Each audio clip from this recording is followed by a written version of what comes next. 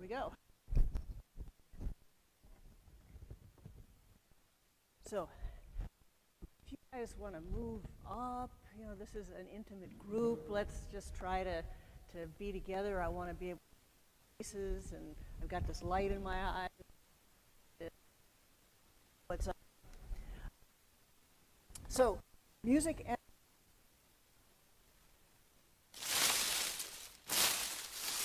so this is rustling, and this animal has to figure out. And I love it because the sound was created for me by Gary Rydstrom. Anybody?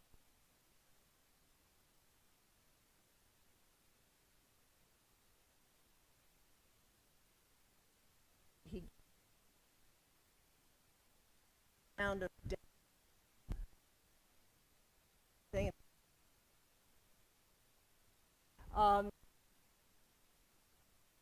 Sound has to travel,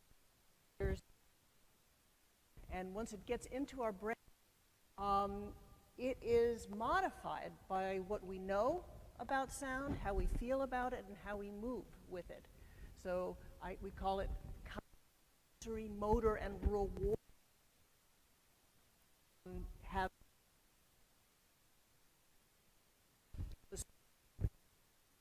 will be that making sense of sound really involves a lot of energy. First test. Tell me if you can hear this sentence.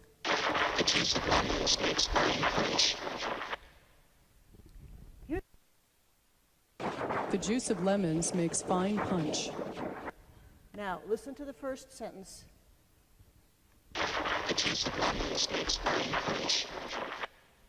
Do you believe me? That what we know about sound influences. So, you know, we are what we hear. And there's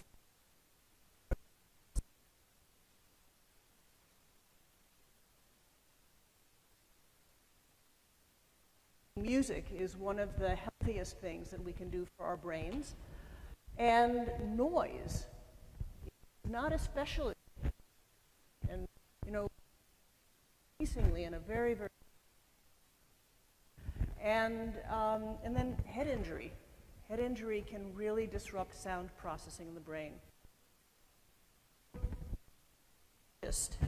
So it's asking what's going on in the brain, and we can figure out what's going on in the brain by using sensors that pick up the electricity. You know, as I'm talking to you now, the neurons in your brain that respond to sound are producing electricity, which we can measure. And here is Renee.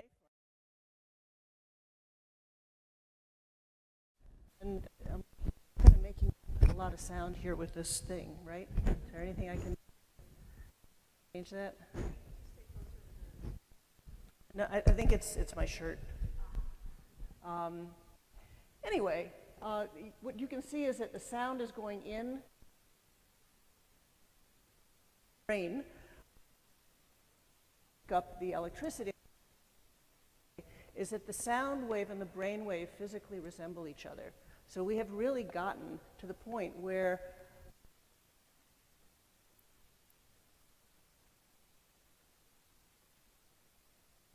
looks like the sound wave, and so much so you can play and it will sound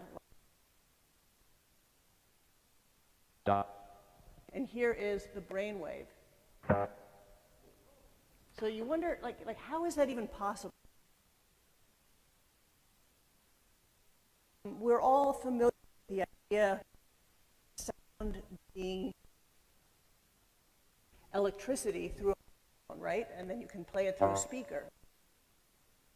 We can also listen to that sound, and because there's electricity in our brains, we produce that electricity, and we can play it out of the speaker, and that's how we sonify. We can listen in on the listening brain. For that right there, and then just put that in your pocket. I'm going to have two of these. Yep. So I better turn this other one off, or it's going to feedback. Whew. Okay. So here are some examples. You're going to hear a Rhodes piano playing funky music.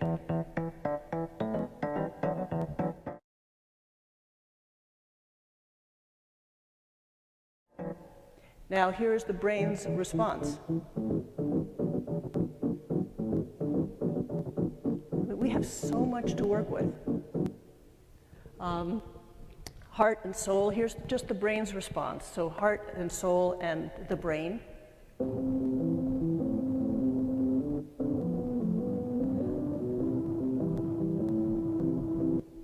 Okay. This is always my favorite.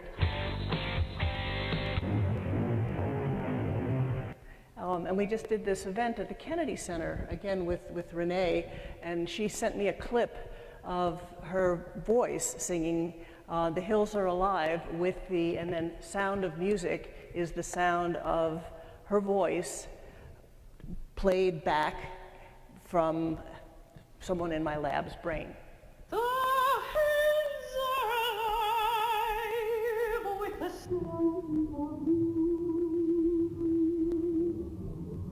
So that's the brain's response to Renee's beautiful voice. So we really have a lot of information that we can work with. So remember I said making sense of sound depends on what we know about sound, how we think about it, how we feel, how we move with it. Music, it turns out, is just the jackpot, because we know that music engages our thinking, our feeling, our moving, and we know that making music enhances sound processing in the brain. So, and this is something that occurs across the lifespan, and it builds up over time. So the red guys, these are the responses to sound, are the musicians, and the black are non-musicians. And you know, the way we define musicians in this study was just people who regularly made music, you know, at least half an hour twice a week, but regularly. So, you know, these are not professional musicians, but regularly engaging in making music really does change how your brain automatically responds to sound. So I want to give you some examples about how making sense of sound changes our reward, cognitive, and sensory motor processes through music. So cognitive processes, attention is probably the simplest example. So this is a test. You're going to hear a tone. Every time you hear a tone, put your hand up, and then when it stops, put your hand down. And when you hear a siren, do not move.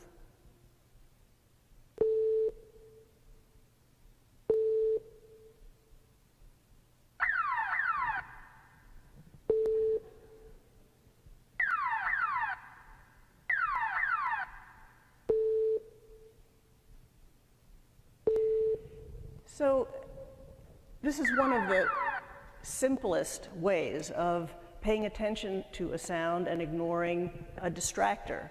And this is something that we need to do. We need to know what to pay attention to and what to ignore. And this is something that we learn. So it turns out that musicians are just way better at paying attention to important signals and ignoring signals that are not important. Auditory working memory. This is very crucial to, you know, if you are going to understand what I'm saying right now, you have to remember what I just said. You're using your auditory working memory. So if I, you know, ask you, if I give you a bunch of words, and then I ask you which ones of those words are names of flowers that begin with the letter B, you have to think, okay, I'm going to work your memory. Which were flowers? Which ones start with B? And then you can give me an answer. Again, it turns out that musicians' auditory working memory, not just for music, but for language, is better than non-musicians. So making music strengthens your auditory working memory. And I like to show this, this is a personal, rather embarrassing example of me training my auditory working memory as I try to learn a Chuck Berry lick on the guitar. So I listen to Chuck, and then I try to play it, and then I forget, and I have to listen to it again, and this is how it goes. Oop. It's very obvious when Chuck is playing.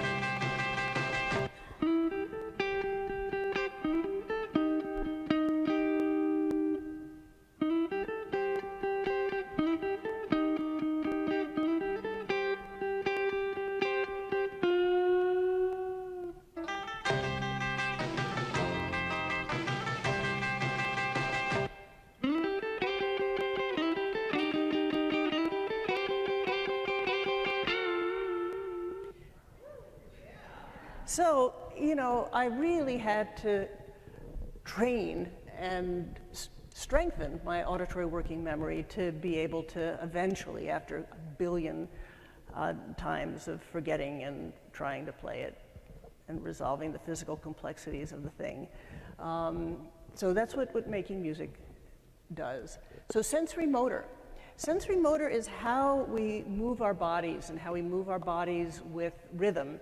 And I love this work. This is work done by Laurel Trainer, where what she did is she had little guys, little babies, they're bouncing in sync with an experimenter. So they're all bouncing together, and they're, you know, mutually doing something. There. So now the question is this baby likely to help her? Uh-oh. No. Uh-oh.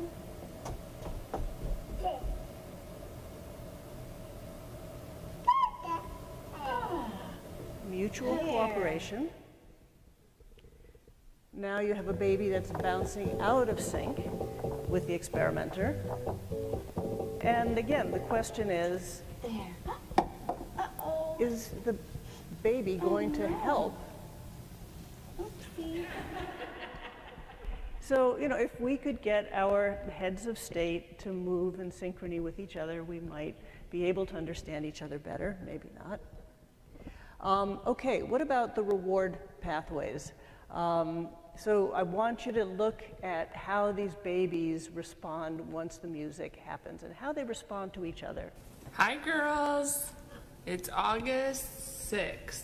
Is that right? Yeah. August 6th, 2012. Daddy's gonna play them a little song while they're eating their That's right. peas. You girls ready?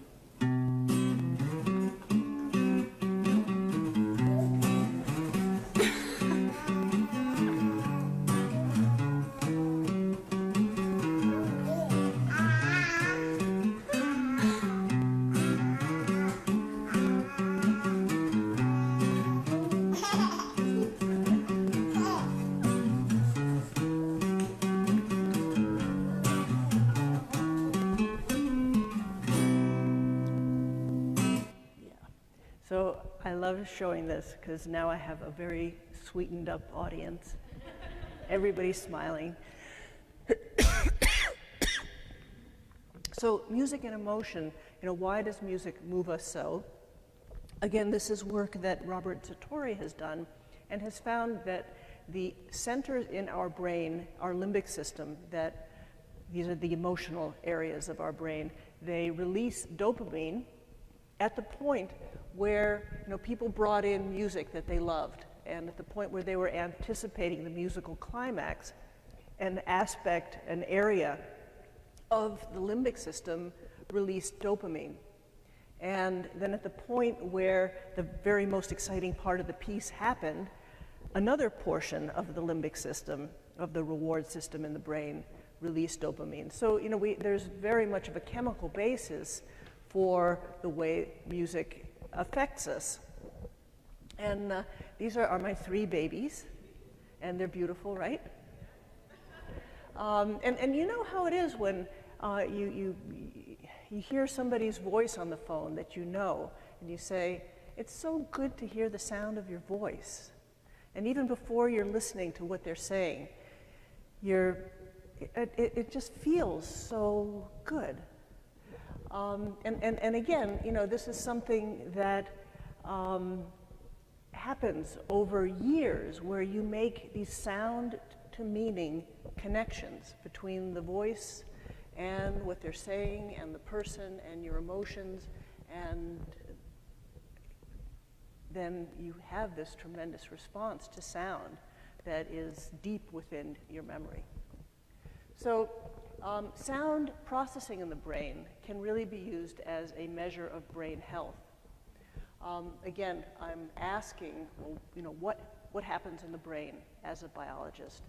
And the two populations that I really want to focus on today are people who play music and people who play music in schools, and athletes who have sustained concussions. So again, if you deliver sound to the ear and you get an electrical response, I like to use a mixing board analogy because in the same way as visual information has a color, a size, texture, shape, sound also has ingredients. But you know, we live in this very visually chauvinistic world where it's, you know, it's very materialistic. We want to be able to see everything. And sound is invisible, but it is very, very, very, very powerful. You know, think of, there's so many powerful forces in our lives that are invisible, like gravity, and sound is one of them.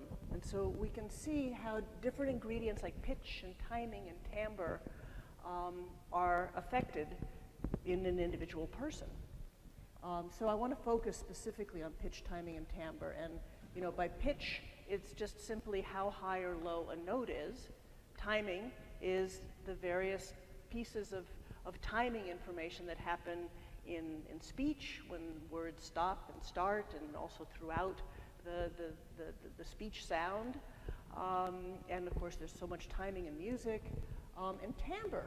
So timbre is the signature sound that an instrument has that makes, if you have an instrument that's playing the same note, it will sound different if a piano's playing it or if a tuba's playing it, right? Because they have a different timbre, they have a different timbre or harmonic structure.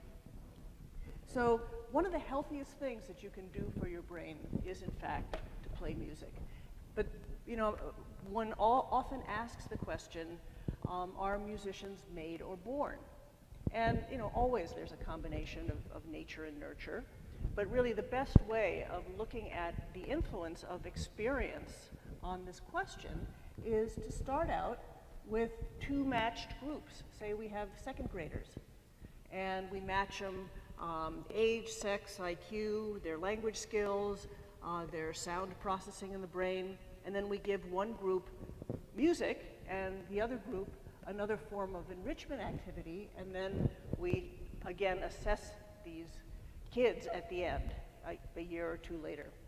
And what we were able to do, we had these two long longitudinal projects, and you know, I love these projects because we're able to look at the activity of individual children over time, and we know that, I mean, every person is different.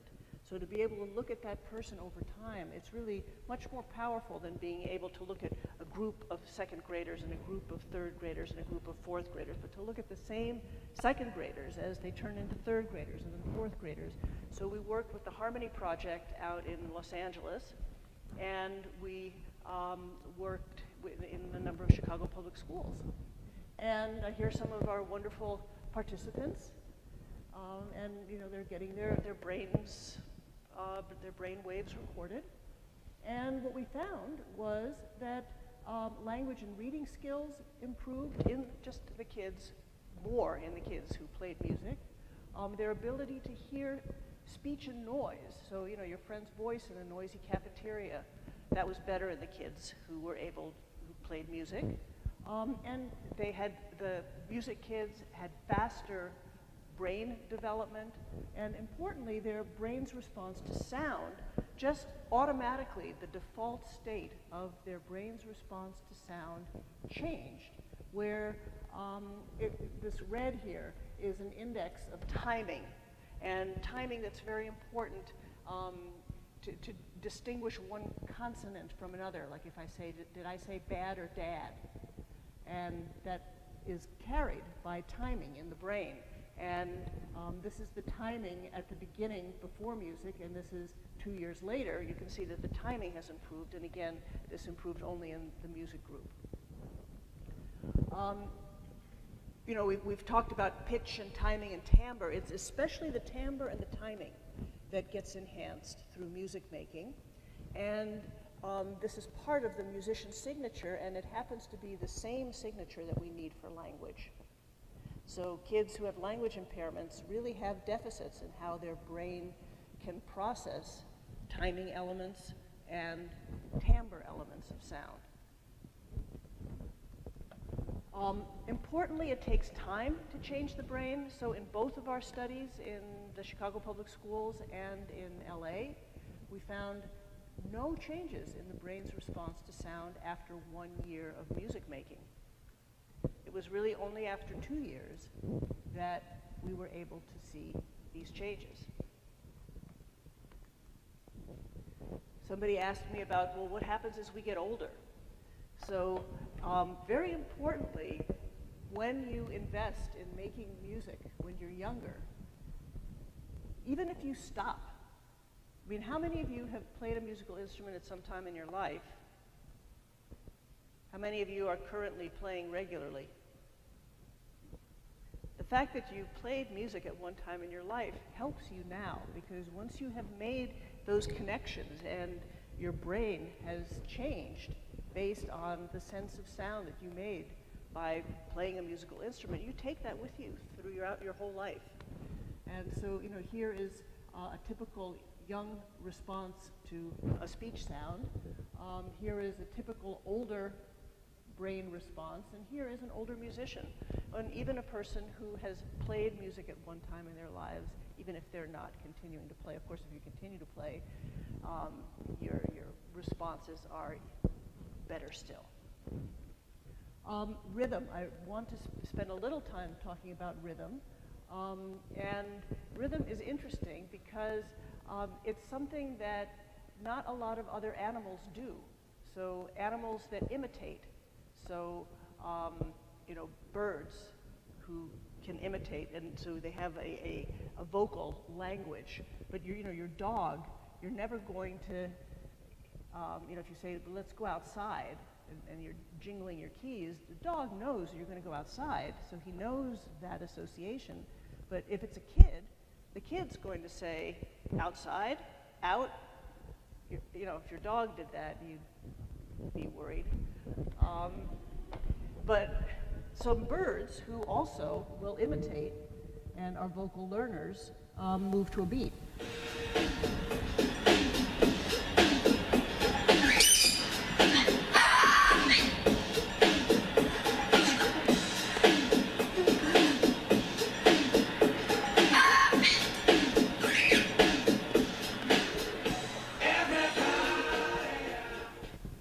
What is kind of cool, I don't know if you noticed, but at a certain point, it got a little fast for him.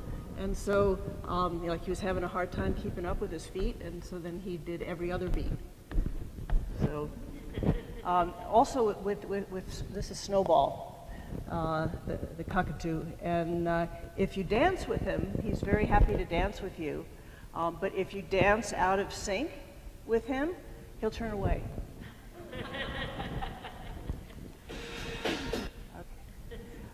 So we have an internal sense of the beat. So here is a song played with you can hear the conga playing on the beat.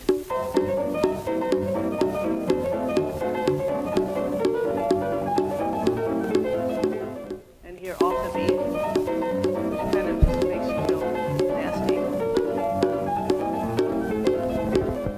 So the brain can really tell. I mean, we're measuring the response to the conga, which hasn't changed. It's just whether it's on or off the beat. But if it's on the beat, the brain will respond more vigorously. Not only that, what is interesting, and it's kind of hard for you to see here, whether it's on or off the beat, when the conga just sounds, you will get a response from the brain. But what you see here, or you don't see very clearly, is when it's on the beat, there is a blip here that doesn't occur when it's off the beat, only when it's on the beat.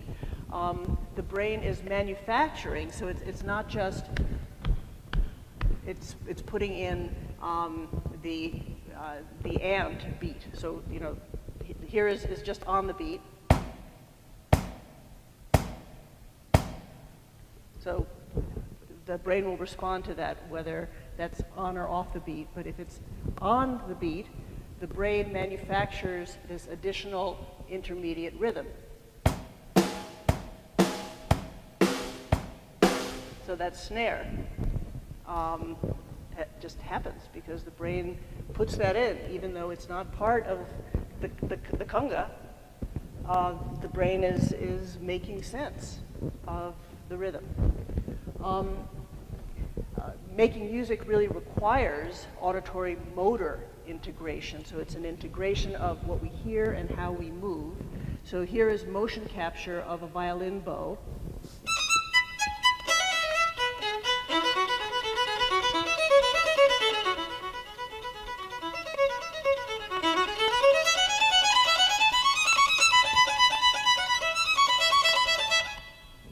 So you really need to integrate, pull together what you hear and your motor system. So very, very, very much interrelated. And this is so fascinating because, again, I'm asking as a biologist what goes on in the brain. And what goes on in the brain is, again, this is work out of Robert Zatorre's lab, where he taught people to play pieces on the piano, and then he asked them to, he just played the music. So they weren't playing the pieces, they were just listening. And the motor areas of their brain, which you can see there lit up, the motor systems of their brain are active even when they're not playing. They're only listening to something that they have learned how to play. Now, if you ask somebody who has not learned that piece to listen to it, the motor system will not be engaged. It is only after you have learned the piece that you're just listening to it and your motor system is active. And even if he asked people to imagine, so now there isn't even any sound, he just asks people to imagine the sound of the piece that they learned, and the motor system is engaged. So very, very tight connection between how we move. I mean, music literally moves us.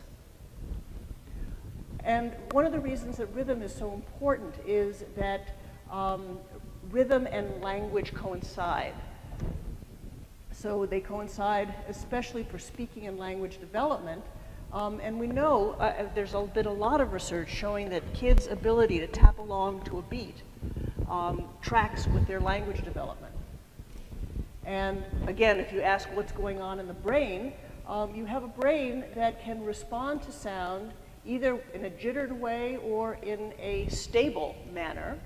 And we know that the more stable the response, the better a person's rhythm skills, and importantly, the better a person's language skills. And a child who has a language disorder is going to have responses to sound that, you know, if I play the same sound, I want a brain that's going to behave reliably.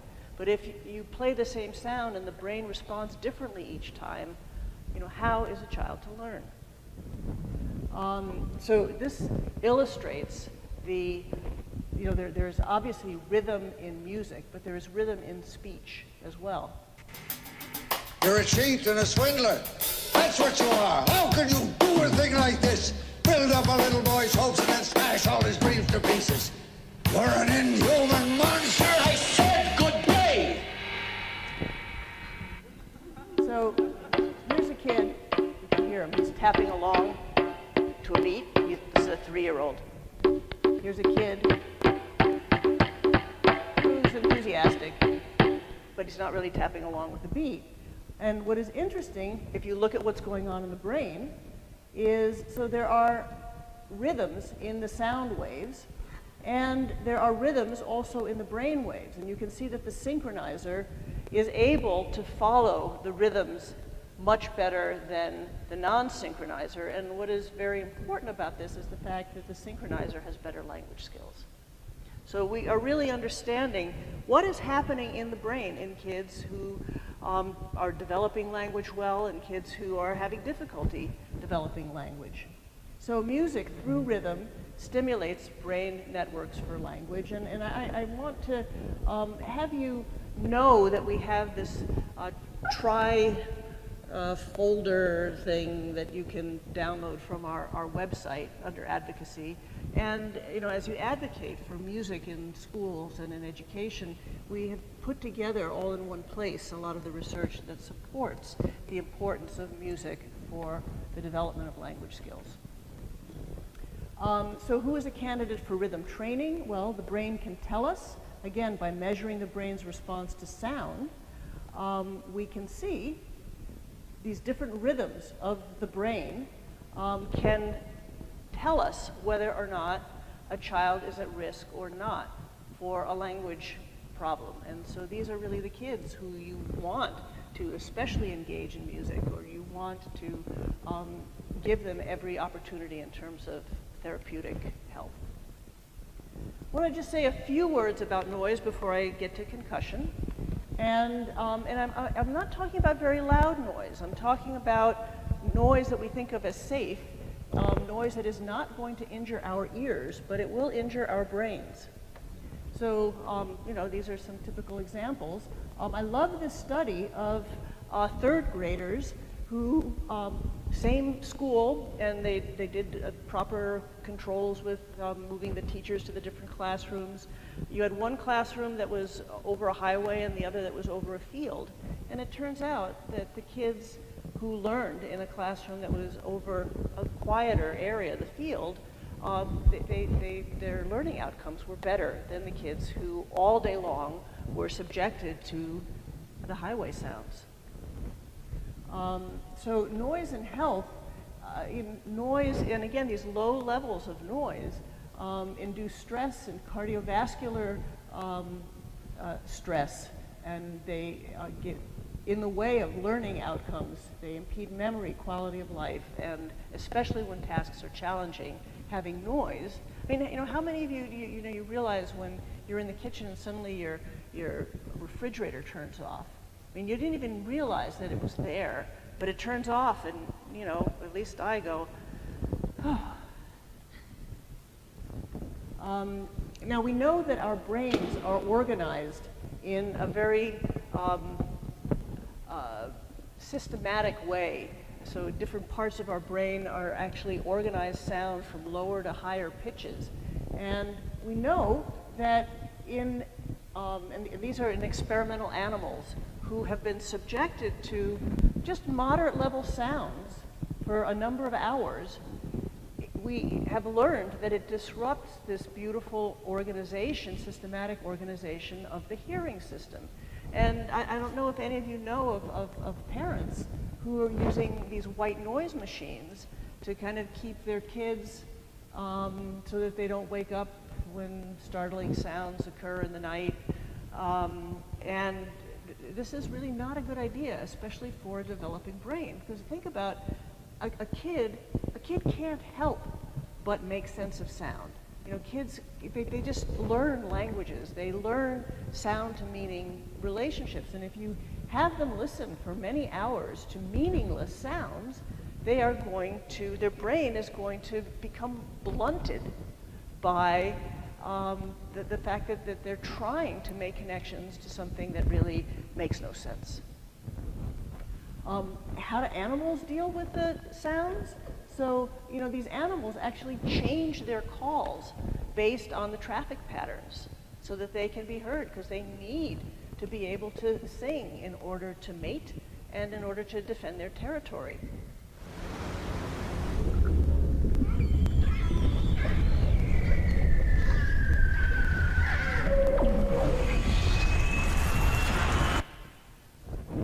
So, again, we know that whales, their calls become louder and louder and louder as noise gets louder and louder, but once it gets to a certain point, they give up. They just become silent once the noise gets loud enough. So, noise can certainly affect you and your profession, if you're a musician, protect your hearing. And this is my son Mikey was hearing these sounds in what he thought his transmission was going out in his car, and he brought it to two mechanics in Vermont, and they're great mechanics, and they took the car around and they said, oh, it's fine, Mikey, it's cool, and of course the transmission went out, and Mikey realized, yeah, these mechanics, these awesome mechanics, they couldn't hear it. Because that's a noisy job. So, protect your hearing. There are various ear protections that you can get. Some are very inexpensive. And I use these things all the time. In fact, just coming down here, I took an Uber, and the guy was listening to the radio, and so I had this thing that was made to my ear, and so it blocked out the sound, and it was delivering sound from my iPod, so I could listen to this podcast I was listening to. Okay, final point here is about concussion. So concussion disrupts the hearing brain, and the hope here is, so let me just back up for a minute. The idea is that making sense of sound is one of the hardest jobs that we ask our brain to do. And it involves making computations on the order of microseconds. This is very tricky work, and it is work that if you get hit in the head, it really becomes a measure of brain health, because one of the first things to go is the brain's ability to make these very complex computations. And the hope is that understanding how the brain responds to sound will improve concussion diagnosis, will help us determine when an athlete is ready to return to play, and when the athlete is ready to return to the classroom, return to learn.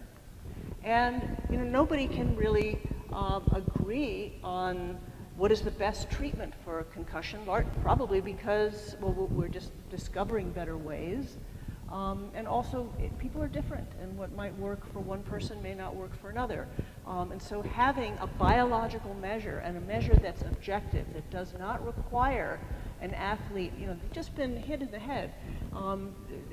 It's confusing to do a task, but they just get to sleep, and we measure their brain's response to sound, and there's nothing that they can do to alter that response. It is just what it is, based on the impact that they have received. And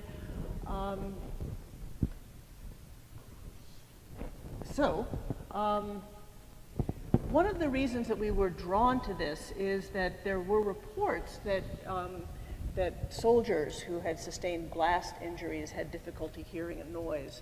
And there were reports, and we also did a study finding in kids that kids had difficulty repeating back sentences that were presented in noise after they had sustained a concussion. And the control group was just other kids who also were athletes, but were in the same sports medicine clinic, but they had sustained musculoskeletal injuries.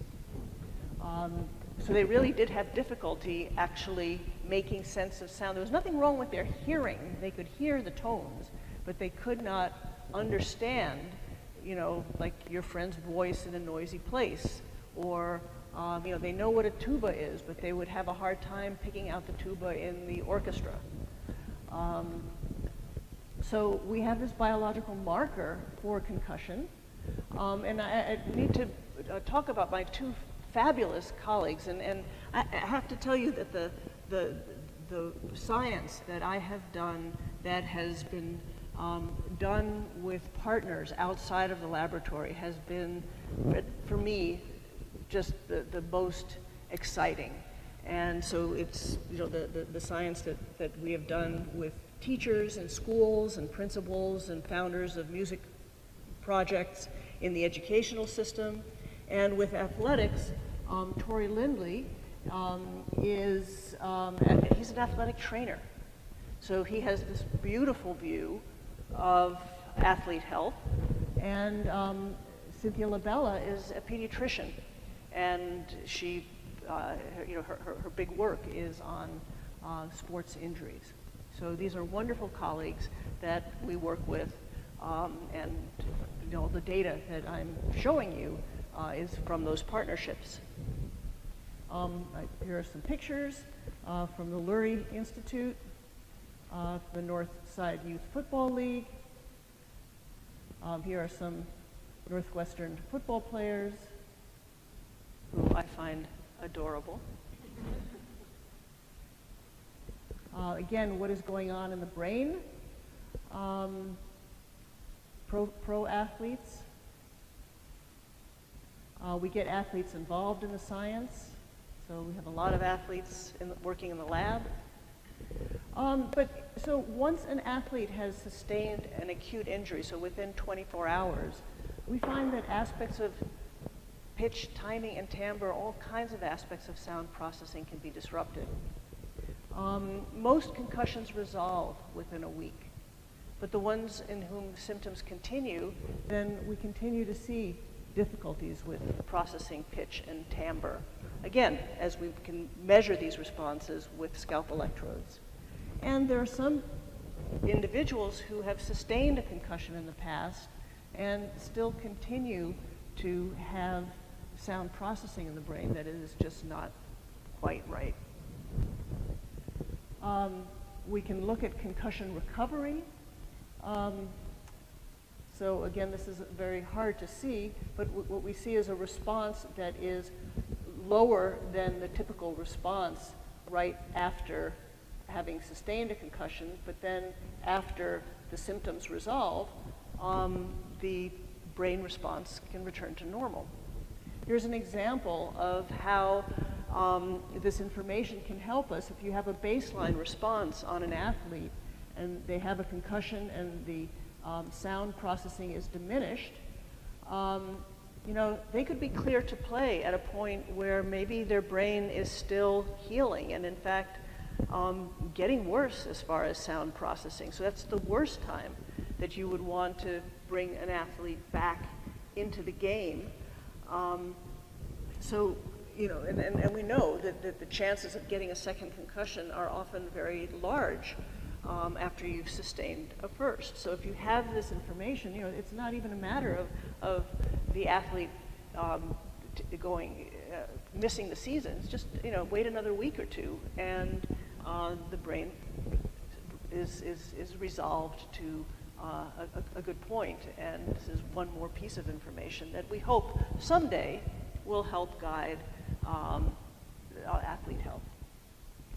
So our ongoing work, we're looking at youth, adolescent, college, and pro athletes.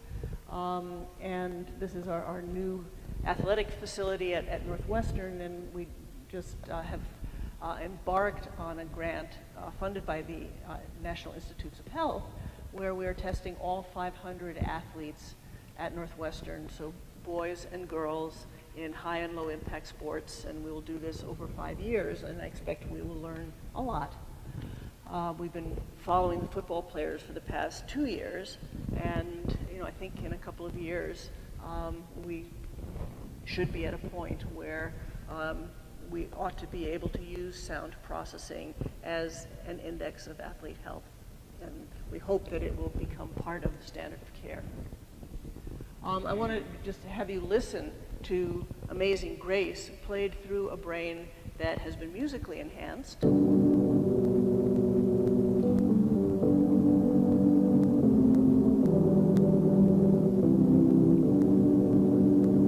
And here's a brain who has sustained, an athlete who has sustained a concussion.